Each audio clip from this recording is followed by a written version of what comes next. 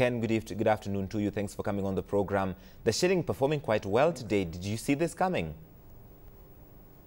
I think it was, we didn't expect the new repo, the longer tenor repo of 28 days to have such an immediate effect on the market. And also, we've also seen the central bank has been a lot more aggressive since the last MPC meeting in mopping up liquidity from the market. So that's why we've also seen interest wane off the T-bills. More interest has gone into repos, especially, and from commercial banks, who are the biggest players in the fixed income market. So right. No, we actually didn't expect the effect to be this, to be felt this quickly. So this 5-week high which we hit today, and you're mentioning about talking about some of the factors behind this rally. Can you just flesh out that for us?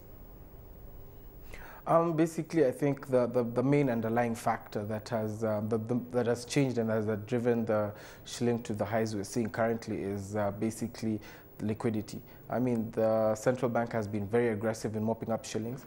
They've been coming into the market 3 to 4 times a week and picking an average of about 5 billion shillings from the market, offering levels as high as 18%, which is where the CBR is.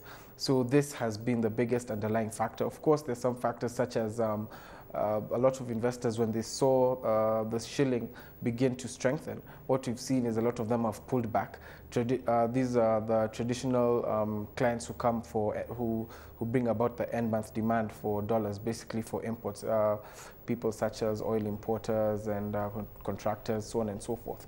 So what we've seen is immediately the shilling begin to strengthen. They've pulled back to see whether they can get more gains before they come in, probably towards the end of towards the end of next week. They'll be coming in for their monthly dollar demand. So they've pulled back, and also there's quite a bit of anticipation in the market that we may see a lot of foreign interest in the current 10-year issue bond, whose results we expect any moment now. So if these dollars do come into the market, they'll serve to strengthen the shilling further. So a lot of players are actually holding off, expecting more gains in the shilling in the coming days. We haven't seen the results for that 10-year bond yet. We're expecting them any minute now, like you've mentioned, but they will be a good indicator really as to where interest rates will be going towards the second half of this year. Yes, it will actually be a signal reflect to the market of what CBK expects from investors. If they were to accept higher rates, of course, this would be a very bad sign to investors who in forthcoming auctions would be very aggressive in their bidding. But as CBK indicated during the last Market Leaders Forum meeting, is that they want to instill auction discipline during this auction. So expectation from the market is that a lot of aggressive bids will be kicked out to set the pace for borrowing for the new financial year, especially if a central bank are looking to front load during the first 2 quarters of the financial year. Because the borrowing is not as heavy as it was in the last financial year. It's at about roughly 106 billion, which down from a high of 119 billion in the financial year that's ending. All right, let's move on to the Nairobi Securities Exchange, picking up a bit of a few points today. But one of the things definitely to do with which is raising interest is Ken Minjire's profit warning, on one of which is because of expected forex losses. Yes, it's quite funny. Ken Minjire is actually one of the biggest oil companies in East, Central, and actually Southern Africa. So, and what they actually have quite a large trading desk. They're trading and oil marketing company. So they're very active in the trading market, especially for foreign currency derivatives. Because if you look at their service, the products they offer, their costs are mostly in USD, and they'll probably receive the revenues in the country, in the currency of the country they are operating in.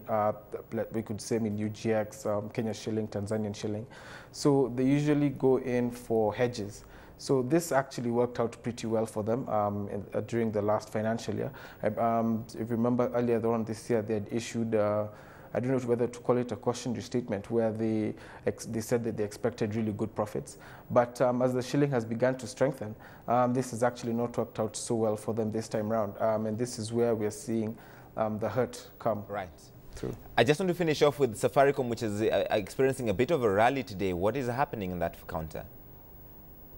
There's a lot of foreign interest in Safaricom.